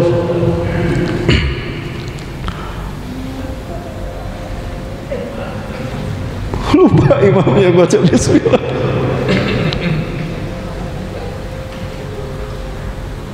Yang di belakang subhanallah. Yang di belakang nggak sadar kalau imamnya lupa surat Al-Fatihah. Subhanallah. Mereka lupa kalau imamnya lupa Al-Fatihah. Giliran makmum akan menerang, akan mengingatkan imam dengan Al-Fatihah, mereka juga lupa Bapak Ibu. Maka sholat diselesaikan tanpa bacaan Quran. Selesai sholat imam berbalik ke jamaah, ke makmum. Limadha la tudzakkirtumuni? Kenapa kalian tidak mengingatkan aku? Aku lupa, demi Allah, aku lupa Al-Fatihah, aku lupa surat Al-Quran. Makmumnya mengatakan, kaifa nudzakkirukum? Bagaimana aku akan mengingatkan Anda? Kami juga lupa dengan ayat Quran. Lalu imamnya lari mengambil Quran dari mushaf Quran dari lemari, dibuka, bersih, tidak ada Quran. Satu huruf pun bersih semua. Jadi kalau mau baca Quran jangan digadget dari mushaf Quran, pahalanya beda. Bacalah mushaf Quran, jangan baca Quran dari gadget ya, pahalanya beda. Kemudian kiamat tidak akan terjadi melainkan Allah cabut Ka'bah dari Masjidil Haram. Faksiru bitawaf, perbanyaklah kalian tawaf. Qabla ayarfa'allahu al-Ka'bata minad dunya. Sebelum Allah nanti mencabut Ka'bah dari bumi ini, sampai kalian tidak akan pernah melihat ada bekas Ka'bah di sana. Subhanallah. Ini menjelang hari kiamat terjadi. Setelah itu baru Allah cabut nyawa orang beriman dengan angin yang sangat lembut tadi. Jadi kalau ada angin lembut jangan senang Bapak Ibu. Jangan-jangan nanti nyawa kita dicabut sama angin lembut. Baik Bapak Ibu mati Allah, nah itu ya Musa'ah. Ya, hancurlah alam semesta. Ada 8 yang tidak hancur di hari kiamat ini. Ayo, siapa yang tahu Bapak Ibu? Yang pertama siapa? Allah. Allah tidak akan hancur di hari kiamat ini. Yang kedua, surga hancur tidak? Tidak. Neraka? Tidak. Arsy Allah? Tidak. Kemudian kursi Allah. Yang keenam, Lauhul Mahfuz tidak hancur. Yang ketujuh, ekor manusia tidak hancur. Ekor manusia tidak hancur. Karena dari ekor manusia inilah nanti akan tumbuh tulang belakang, vertebrate. Lalu tumbuh tengkorak, lalu tumbuh tulang belikat, tangan, kaki dibuat lagi. Yang terakhir, yang tidak akan hancur bahkan tidak mati, iblis. Karena iblis ajalnya di yaumul ba'ats, di hari yang kedua. Bapak Ibu rahmati Allah, ada satu gambaran dari para sinematografer Hollywood. Mereka menggarap film menggambarkan bagaimana kiamat, kehancuran dunia terjadi. Boleh saya perlihatkan Bapak Ibu? Boleh? Agak panjang nggak apa-apa. Ini bencana kataklismik versi film Deep Impact. Jatuhnya sebuah meteor besar menimpa laut sehingga terjadi tsunami yang dahsyat luar biasa. Seorang ayah dan anak terpisah 25 tahun. Di saat mereka bertemu, itu pertemuan terakhir mereka. Ini kota Manhattan yang ada Liberty, WTC masih utuh, tidak dapat dibayangkan. Beginilah cara Allah menggiring manusia-manusia yang hina di muka bumi.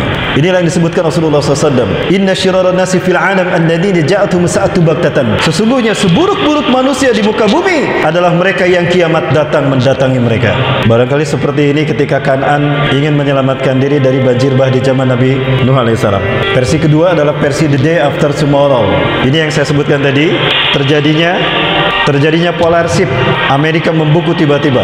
Betapapun dahsyat film ini menggambarkan suasana yang mengerikan pada saat itu, kenyataannya jauh lebih dahsyat daripada yang kita saksikan hari ini, Bapak Ibu. Beruntunglah orang-orang beriman, kata Rasulullah. Mereka tidak akan menyaksikan hari kiamat. Begini cara Allah memuliakan orang beriman, dan beginilah cara Allah menghinakan kaum kafir di muka bumi ini. Orang berlomba-lomba menyelamatkan diri, sementara mereka lupa kalau tidak ada yang bisa berlari dari keputusan Allah pada hari itu. Dan yang ketiga, versi Armageddon. Di dalam film ini digambarkan meteor menghujani bumi sehingga bumi hancur berlebur seperti gunung-gunung hancur seperti bulu-bulu yang berterbaran. Manusia terlempar seperti aneh-aneh yang berterbangan. Barangkali kita bisa menyaksikan film ini menghayati firman Allah surat Al-Zalzalah dan surat Al-Qari'ah. Kita saksikan hancurnya bumi berkeping-keping, dihantam meteor demi meteor yang menimpa bumi. Itu Bapak Ibu rahmati Allah. Sehebat apapun film Hollywood menggambarkan kehancuran bumi, kenyataannya jauh lebih dahsyat daripada apa yang mereka lihat, apa yang mereka buat. Baik, kemudian hari berikutnya adalah Yaumul Ba'ats.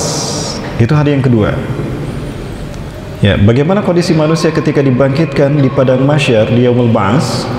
Rasulullah SAW menyebutkan, yub'atsun nasu yaumul ba'tsi kahayati mautih. Setiap manusia dibangkitkan di Yaumul Ba'ats menurut kondisi kematiannya.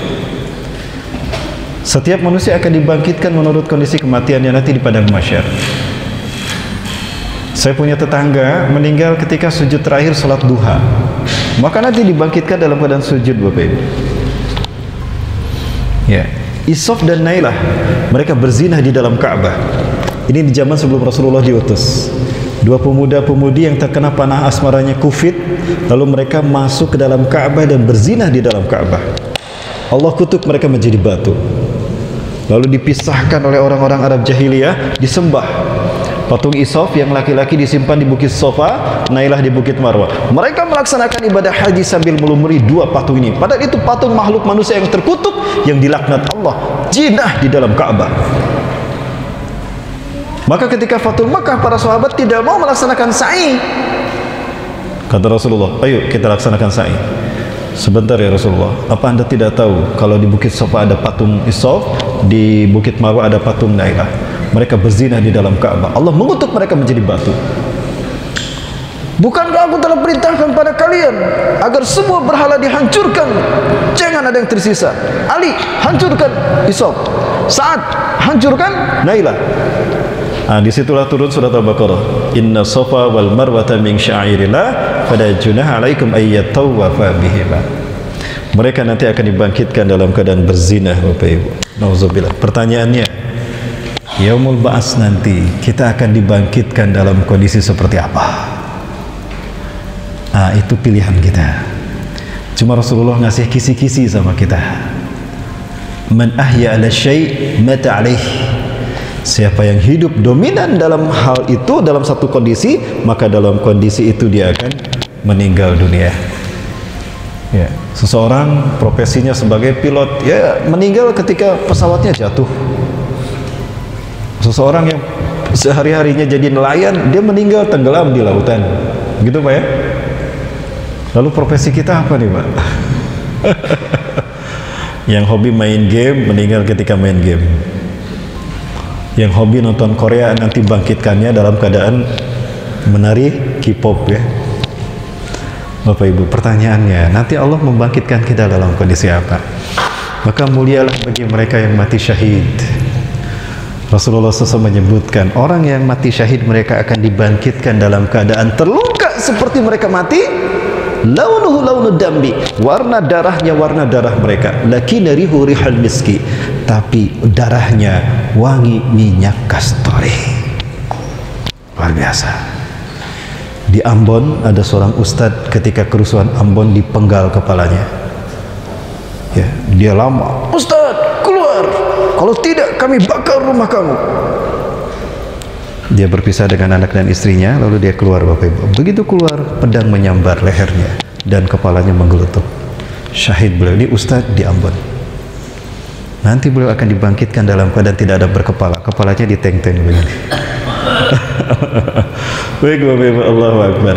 Nah, antara yaumul ba'ats dengan yaumul sa'ah, antara yaumul sa'ah hari kiamat dengan hari kebangkitan, ada alam barzah. Nah, di alam barzah inilah manusia mengalami dua kondisi, nikmatul qabri wa niqmatul qabri, kelezatan kubur dan siksa kubur. Mau kita lihat dua-duanya Bapak Ibu?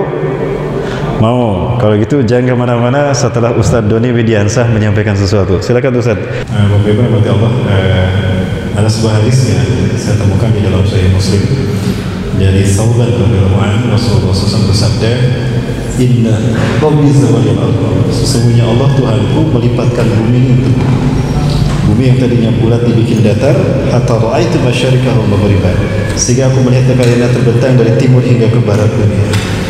Wa atani akan zain, dan aku diberikan dua pusaka, kata Rasulullah, al-ahmar wal abyad, pusaka merah dan pusaka putih. Wa anna ummati sayablugu mulkuha mazawal yamin, dan umatku akan kembali berkuasa dari timur hingga ke barat dunia. Rasulullah menyebutkan pusaka merah putih, kemudian Rasul menyebutkan umat Islam akan bangkit kembali memimpin dunia. Ketika kami berada di Al-Quds, kami bertemu di sholat subuh berjamaah dengan Syekh Arya Kumar Abbasi, ketua MUI-nya Palestina.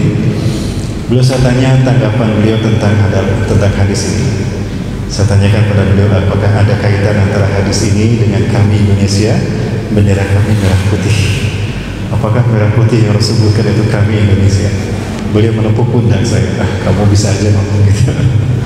Kemudian sholat asar kami diimami di Masjid Kibli, satu dari beberapa masjid yang ada di area Al-Aqsa. Kami sholat berjamaah asar diimami oleh Dr. Yusuf Abu Sunaira. Beliau adalah pakar akhir zaman di Palestina. Ya. Kami diundang audiensi bersama jamaah umrah plus Aqsa di pesantren beliau. Kemudian juga 2016 kita diimami sholat tarawih oleh Dr. Abu Bakar Al-Awawidah, wakil dari ketua Rabitah Palestina. Beliau buta karena disiksa di penjara Israel. 2016 beliau mengimami sholat tarawih kita di Jogokarian, Yogyakarta. Mereka semua saya tanya tentang kami tanya tentang hadis tadi, merah putih pandangan mereka. Aku nak mu'alaqah beda hadis di bidadina. Apakah ada kaitan antara hadis ini dengan kami? Apa jawaban mereka Bapak Ibu? Ini jawaban mereka. Saya ambil dari kata, semuanya hampir sama. Saya ambil kata-kata dari Dr. Abu Bakar Al-Wabidah. Ala kulli biladin alladzina yaqbaluna al-islam dinahu, antum ya Indonesia lam yakhtarkumullah li hadati. Dari semua negara yang menerima Islam sebagai agamanya, kalian Melayu Indonesia yang belum Allah pilih untuk memimpin kebangkitan Islam. Ya, maka saya yakin telunjuk Rasulullah yang disebutkan, Imam Mahdi akan muncul dan muncul para pembawa panji hitam.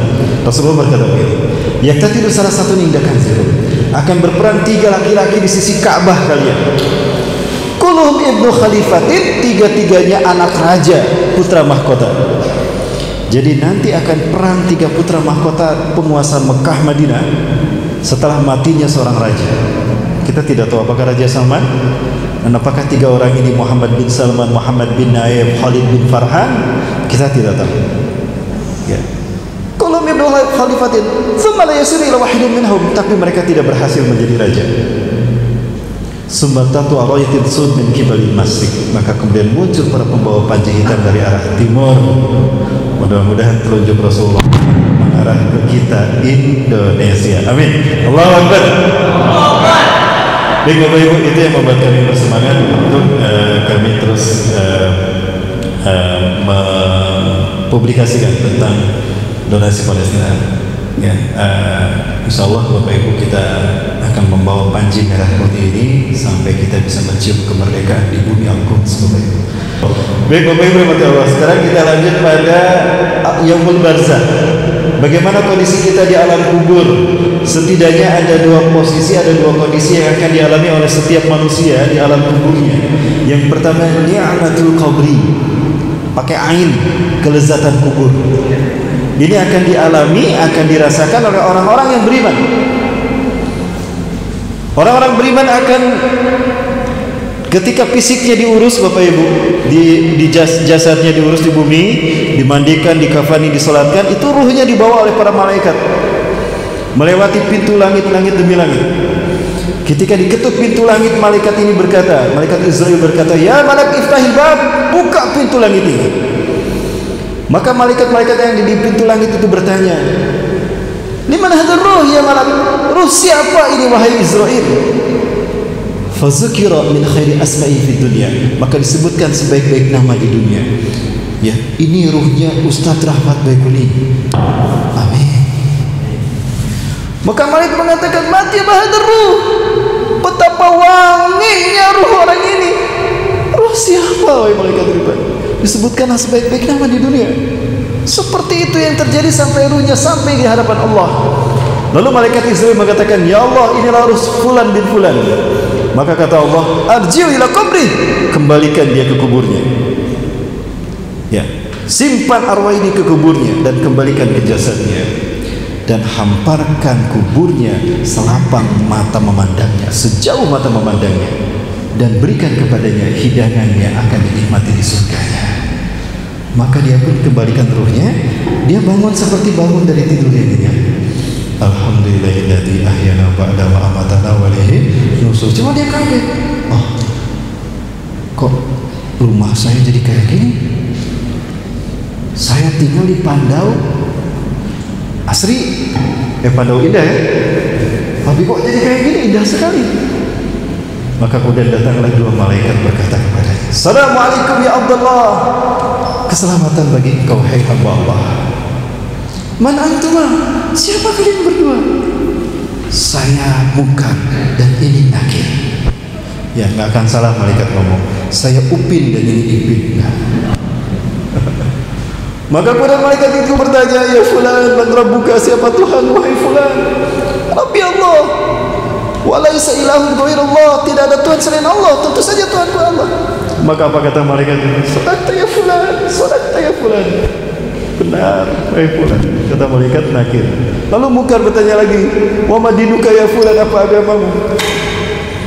Tuhan dinil Islam, wala yaqbalullahu dinan illa Islam. Tentu saja agamaku Islam dan Allah tidak akan menerima kecuali Islam agamanya. Wa man hada, dan siapa orang ini? Nah, setiap manusia di dalam kubur akan didatangkan seseorang. Malaikat Munkar Nakir bertanya, man hada, siapa orang ini? Faqala al-mu'minun, maka orang beriman berkata, huwa Muhammadun sallallahu alaihi wasallam nabiyullah wa rasulullah, wa ana mu'minun bih. Beliau adalah Muhammad bin Abdullah, nabi dan rasulullah, aku beriman padanya. Maka apa kata malaikat? Ya, sudahkah ya fulan, iltafit ila shimalik, coba lihat ke sebelah kiri. Ketika dia masuk sebelah kiri, Allahu Akbar, apa itu tempatnya begitu mengerikan sekali. Hei fulan, kamu pernah melakukan dosa ini? Itu nerakamu. Nah, ini nerakamu ketika kamu melakukan dosa ini. Ya Allah, jangan aku masukkan ke dalam neraka ya Allah, aku tidak sanggup dibakar di sana. Tidak ya hamba Allah, tempatmu bukan di sebelah kirimu. Lihatlah ke sebelah kanan. Ketika dia melihat ke sebelah kanan, tampak tempat yang sangat indah.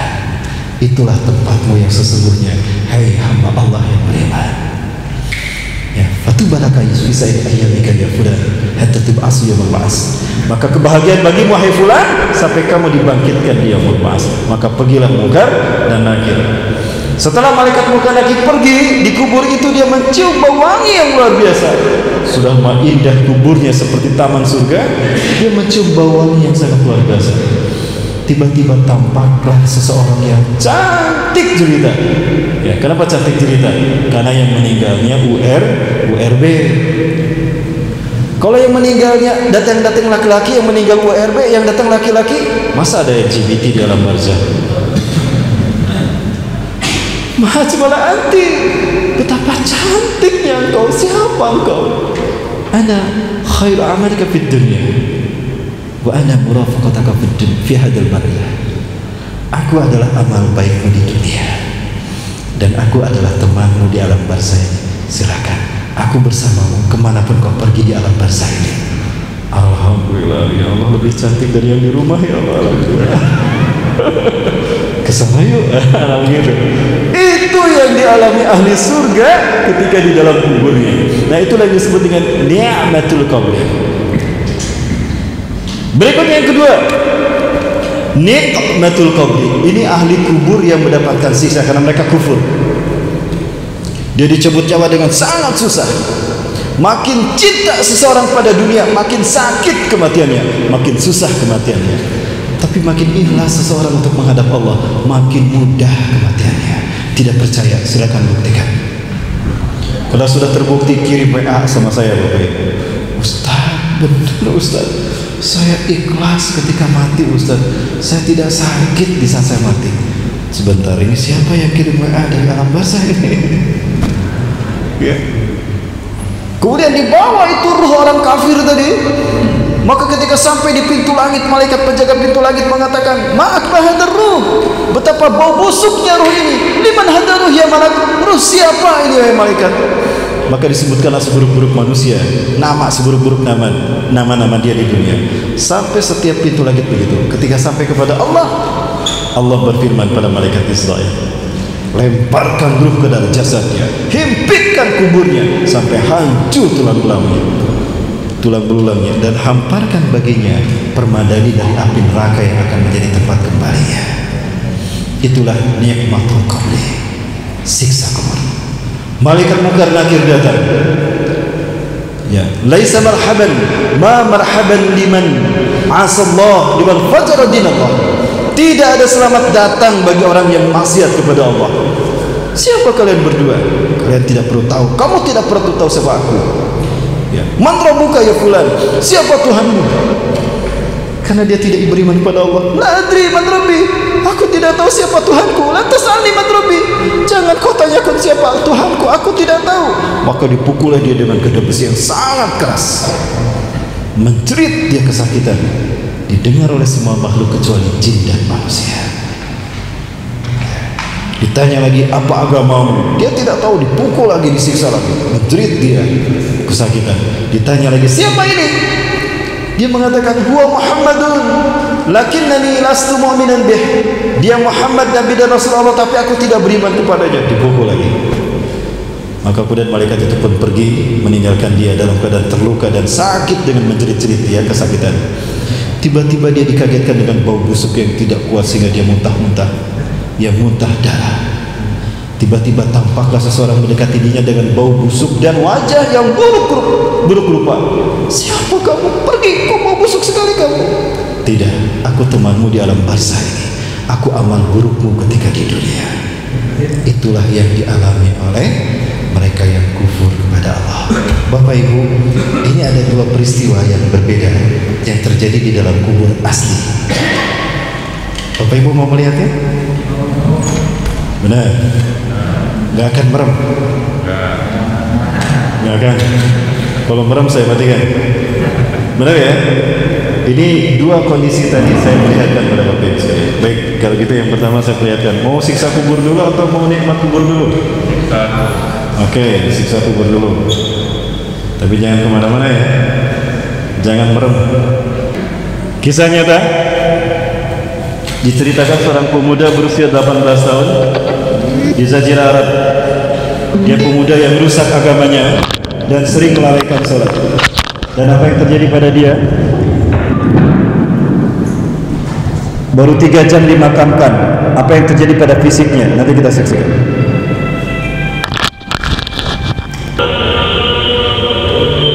Ini Bapak Ibu, bagi dia yang mengalami siksa kubur, nikmatul qabri, ya, yang paling penting adalah dia melalaikan sholat. Siksa kubur paling banyak terjadi ketika orang terkait dengan kesalahan dia terhadap sholat, keburukan dia memperlakukan sholat. Makin buruk seseorang memperlakukan sholatnya, maka makin mengerikan siksa kubur. Rasulullah SAW juga menjelaskan, ketika seseorang mudah di alam kuburnya, ketika dia dalam kuburnya dia mengalami kenikmatan, maka dipastikan hari-hari berikutnya sampai hari yang ketujuh dia akan mengalami kemudahan. Tetapi jika seseorang mengalami kesusahan dan penderitaan di alam kuburnya, maka dipastikan hari-hari berikutnya sampai hari yang terakhir dia tersiksa dan menderita. Ini baru 3 jam dimakamkan. Rambut yang hitam berubah menjadi putih beruban, kulit yang mulus lebam terbakar. Ketika Rasulullah SAW berjalan, jangan dilihat kalau takut, lihat saya saja. Rasulullah berjalan bersama para sahabat, tiba-tiba gempa terjadi, kemudian tanah belah di depannya itu kemudian ambruk, lalu keluar sesosok badan, sesosok manusia, rambutnya putih, kulitnya lebam hitam terbakar, matanya melolong, lidahnya menjulur, dari telinga, hidung, mulutnya keluar darah, kedua kaki dan tangannya dibelenggu. Lalu dia naik, para sahabat ketakutan bersembunyi di balik Rasulullah.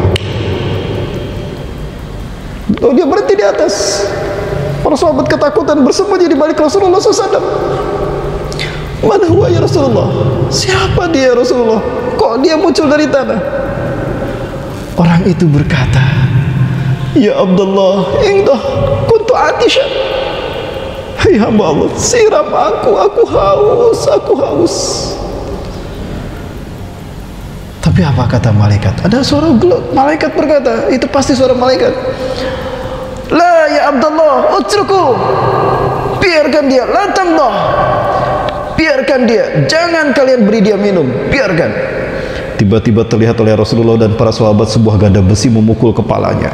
Remuk kepalanya tertekan sampai tenggelam, menjerit dia sampai hilang suaranya, tenggelam di muka bumi. Lalu tanah pun menutup kembali. Para sahabat bertanya, "Man huwa ya Rasulullah? Masyadu iqabuh."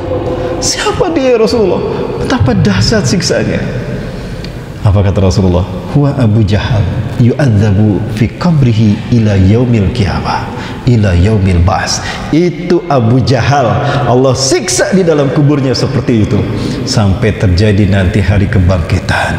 Itulah nikmatul qabri. Sudah jelas Allah menggambarkan seperti itu, sudah detail Rasulullah menceritakan. Tapi sayang sekali, betapa dahsyat fitnah dunia. Orang berani mengikuti jejak langkah Abu Jahal. Ada orang yang mengikuti jejak Abu Jahal hari ini? Allahu Akbar. Di mana, Bu? Allahu Akbar. Baik Bapak Ibu, baru 3 jam dimakamkan, seperti ada yang meremas wajahnya. Seperti ini baru 3 jam. Sekarang 26 tahun dikubur. Tubuhnya utuh, bahkan kain kafannya tidak hancur, kukunya tidak panjang, seperti baru dimakamkan. Siapa dia? Kiai Haji Abdullah Mukmin rahimahullah, seorang guru ngaji, ketua pengurus dari MUI Kota Tangerang, Banten. Kita saksikan yang satu ini. Itu Bapak Ibu, Kiai Abdullah Mukmin 26 tahun dikuburkan dan tubuhnya tidak hancur, tubuhnya utuh. Ya, bahkan kafannya pun tidak hancur. Ya, salah satu yang menurut saya beliau itu kenapa dimuliakan Allah, beliau penghafal Quran. 30 juz beliau hafal dan beliau banyak melahirkan penghafal Quran di Tangerang, Banten. Tadi muridnya itu sudah nenek-nenek. Nah, ini keutamaan mereka penghafal Quran. Allah haramkan tanah menghancurkan tubuh. Saya buktikan Bapak Ibu, saat itu saya mengalami stres ketika saya kuliah semester 7. Saya mengalami stres karena saya sakit lama sehingga pikiran saya terganggu, takut dengan kematian. Setelah saya sembuh, maka saya berupaya untuk ikut menguburkan siapapun yang meninggal di sekitar rumah, termasuk memakamkan kakak saya sendiri, ya, kakak saya yang perempuan. Setiap kali saya menggali kuburan, itu macam-macam tengkorak yang saya temui di dalam kubur. Ada yang hancur, ada yang sila, ada yang duduk, bahkan ada yang utuh dari kepala sampai kaki, bahkan ada yang jasadnya utuh Bapak Ibu. Bahkan ada seseorang yang meninggal sudah berhari-hari, darahnya masih hangat. Itu saya yakin beliau syahid, mati syahid ya, karena beliau berangkat untuk pergi ke kajian. Ya, sudah 2 hari jasadnya, maksudnya 1 hari lebih jasadnya disimpan, baru dimakamkan, nunggu saudara-saudaranya. Beliau tabrakan Bapak Ibu, kepalanya hancur, otaknya hancur. Saya melihat otaknya pecah, kemudian kakinya patah. Saya ditugaskan Pak Kiai untuk waktu itu untuk melihat jasadnya, dan ketika saya makamkan masih hangat tubuhnya dan orangnya tersenyum padahal kepalanya pecah. Ini Bapak Ibu rahmati Allah, gambaran siksa kubur. Bapak Ibu sayang sekali sudah jam 10:30 lebih ini. Kalau saya lanjutkan ini luar biasa panjang karena materi kita masih banyak Bapak Ibu. Suatu saat kita lanjutkan materi kita. Ya, cuma saya sampaikan slide-slide-nya saja. Setelah itu Yaumul Ba'ats, Ba'ats hari tadi sudah saya bahas, hari dibangkitkan manusia di padang mahsyar. Nah, di hari inilah iblis dicabut nyawanya. Ya. Kenapa iblis dicabut nyawa di Yaumul Ba'ats? Rasulullah SAW menjelaskan, kalau iblis dicabut nyawanya di dunia sebelum kiamat, manusia akan mati karena kerasnya teriakan iblis. Karena Allah akan memperlihatkan bagaimana kehinaan dia, dicabut nyawanya, tubuhnya meleleh sedikit demi sedikit dan dia menjerit dengan suara keras. Manusia yang mendengar jeritannya akan mati saking kerasnya jeritan iblis. Maka ditangguhkan ajalnya sampai Yaumul Ba'ats, sehingga manusia sekalipun mendengar dan menyaksikan kematian iblis tidak akan mati karena sudah mati kan. Hari yang ketiga Yaumul Mahsyar. Di hari inilah manusia digiring selama 50.000 tahun dalam kondisi tanpa alas kaki, hufatan, uratan telanjang tanpa pakaian. Ya, Siti Aisyah tersenyum padahal tadi awal menangis. Ya Rasulullah, hakun biduni libas. Benar ya Rasulullah, tidak berpakaian. Ayo Aisyah, bala ya Aisyah, biduni libas, tanpa pakaian. Idan ya Rasulullah, ar-rijal wan nisa yanzuru ba'dhum ba'dan. Ya Rasulullah, atau mungkin nanti laki-laki sama perempuan saling melihat. Punya kamu gede ya. Apakah begitu? Apa jawab Rasulullah? Tadi ayatnya dibaca sama Syekh Rasid ya, Al-Qiyamah ya. Wujuhu yawma idin nadirah ila rabbiha nazirah. Setiap wajah kepada Tuhan menengadah. Semua wajah melihat ke depan kepada Tuhan mereka melihat. La yazkuru nafsun siwaha illa nafsah. Setiap manusia tidak akan ingat siapapun. Dia akan lupa anaknya, istrinya, ayahnya, hartanya, kesenangan di dunia. Yang dia ingat cuma satu. Aina makani fil akhirah, di mana tempatku di ujung sana, surgakah atau neraka? Baik, manusia akan digiring di sini 50.000 tahun, satu harinya 1000 tahun. Rasulullah memberikan kabar gembira, orang yang beriman hanya sesaat saja di setiap hari-hari ini, tidak lama. Alhamdulillah. Ini gambaran orang yang nanti Rasulullah sampaikan manusia akan bercucuran keringat. Ada yang sampai menggenang kedua mata kakinya, ada yang keringatnya mengucur deras sehingga menggenangi lututnya, ada yang sampai pusarnya, bahkan ada yang tenggelam dengan keringatnya sendiri. Wa minhum man ijamal uruqil zaman. Namun ada 7 golongan yang akan dilindungi Allah. Pemimpin yang adil, pemuda yang rajin beribadah selama hidupnya, seseorang yang terkait hatinya dengan masjid, seseorang yang bertemu karena Allah, berpisah karena Allah, seseorang yang digoda berzina tapi dia katakan aku takut kepada Allah, seseorang yang bersedekah dengan tangan kanannya, tangan kirinya tidak mengetahui, dan seseorang yang menangis kepada Allah di saat sepi karena takut kepada Allah.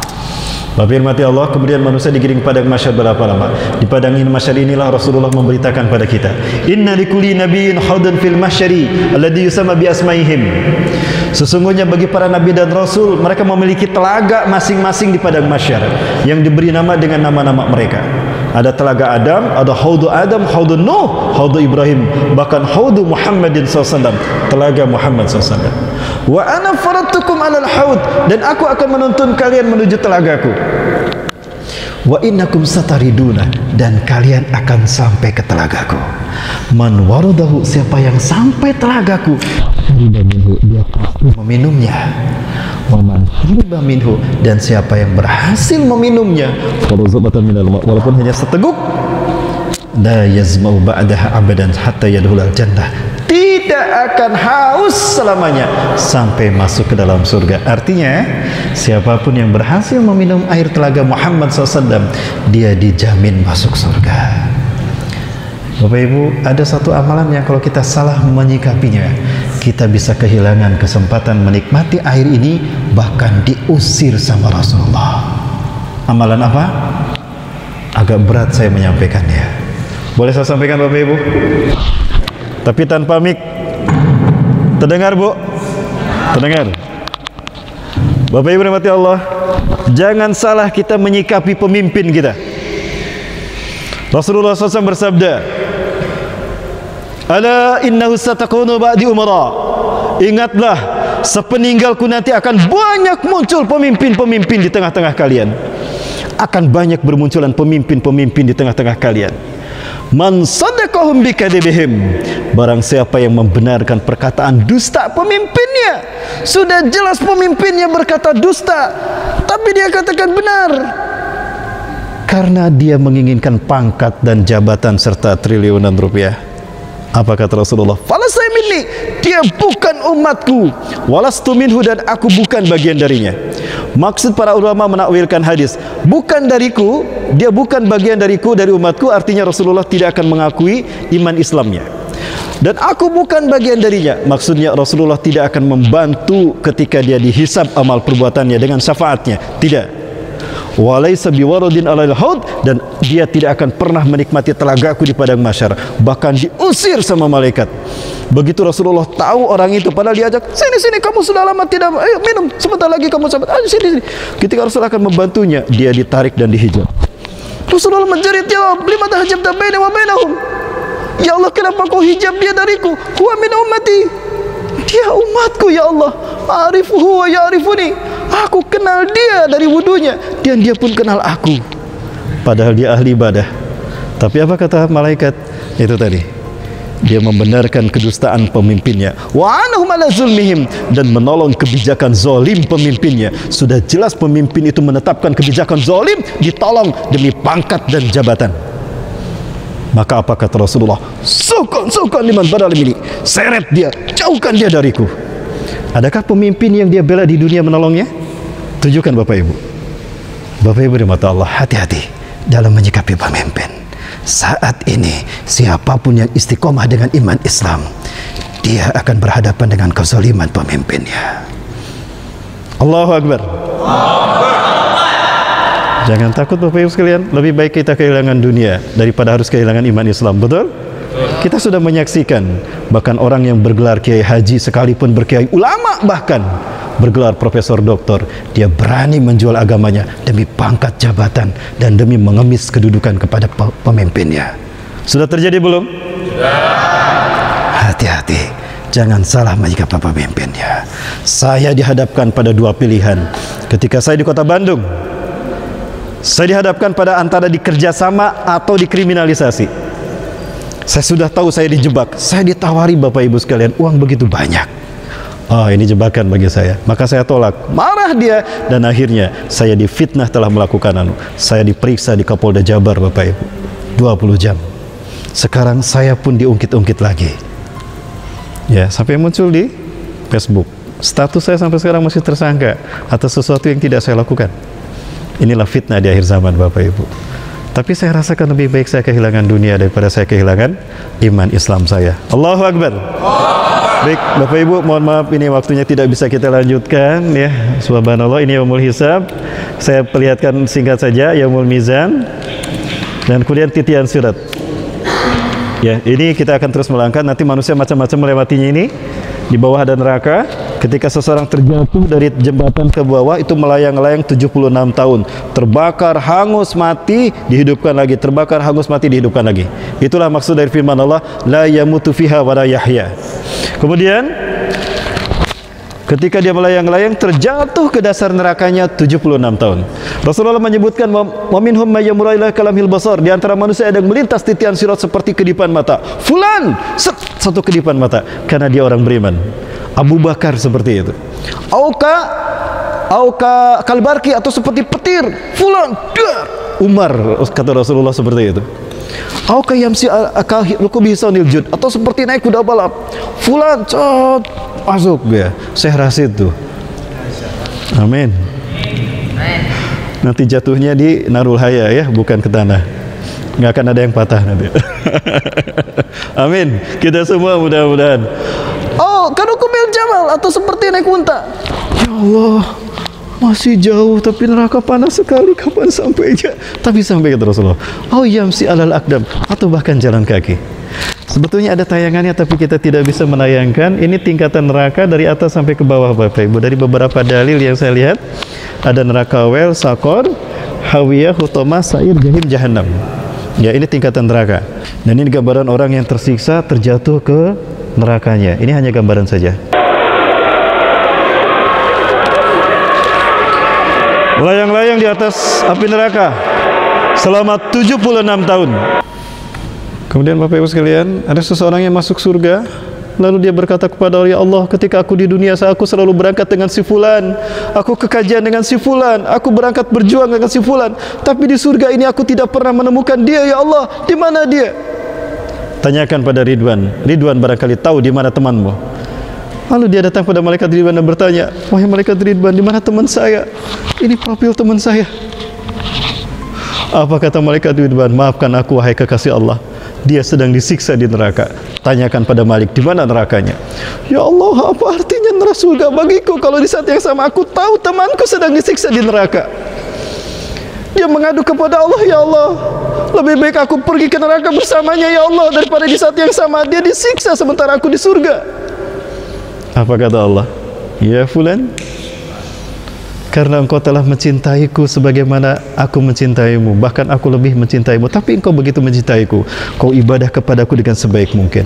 Idhab wankizu min narih. Pergi dia, pergi, selamatkan temanmu itu. Subhanallah. Maka jangan salah memilih teman. Rasulullah SAW menyatakan, al-mar'u ma'adini khalilih, falyanzur biman yukhaliluh. Seseorang dipengaruhi agama temannya, perhatikan dengan siapa dia berteman. Bapak sekalian, dalam dunia politik tidak ada musuh abadi, teman sejati, tidak. Yang ada kepentingan. Tahun ini musuh, tahun depan kalau kepentingan sama, dia bekerja sama, berkoalisi. Betul Bapak Ibu? Tinggalkan semua itu, pilihlah teman karena iman dan Islam. Baik Bapak Ibu, ini gambaran orang nanti masuk surga atau masuk neraka tergantung amalan-amalannya. Dan terakhir Bapak Ibu rahmati Allah, bagi mereka yang masuk surga Allah sediakan ini. Fala ta'lamu nafsum ma ukhfiya lahum min qurrati ayun. Setiap manusia tidak tahu apa yang Allah sembunyikan bagi mereka min qurrati ayun, dari sesuatu yang indah di pandangan mata, balasan dari apa yang mereka lakukan. Inilah mereka yang mati syahid Bapak Ibu. Mereka yang mati syahid seperti ini, tidak ada kematian bagi mereka.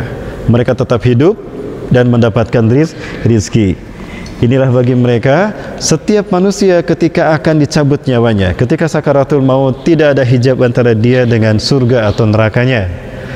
Ya Bapak Ibu, ini di Suriah, seseorang yang meninggal dunia karena bom dari rezim Rusia dan Bashar Assad yang bergabung menyerang kaum muslimin, ya termasuk dia yang syahid Bapak Ibu. Kira-kira yang dilihatnya surga apa neraka? Surga. Semoga seperti ini wajah kita ketika kita mengalami kematian. Amin, amin ya rabbal alamin. Bapak Ibu, mohon maaf sudah jam 11, saya kelebihan. Terima kasih Bapak Ibu sudah hadir bersama kami di dalam majelis ini pada DKM Masjid Darussalam. Terima kasih Pak, mohon maaf sampai jam 11 malam. Tadi saya sudah negosiasi sampai jam berapa? Bapak Ibu bilang sampai selesai. Terima kasih Bapak Ibu, dan bagi Bapak Ibu yang berdonasi pada kami doakan juga Bapak Ibu sekalian semuanya, semoga mendapatkan berkah dari Allah Subhanahu wa taala, dapat kesempatan berziarah ke Masjidil Aqsa bersama keluarga, bahkan sampai dengan umrah, bahkan mendapatkan syafaat dari para saudara Palestina. Rabbana taqabbal minna innaka antas samiul alim wa tub alaina innaka tawwabur rahim. Rabbana atina fid dunya hasanah wa fil akhirati hasanah wa qina adzabannar. Subhana rabbika rabbil izzati amma yasifun. Wa salamun alal mursalin, alhamdulillahi rabbil alamin. Assalamualaikum warahmatullahi wabarakatuh.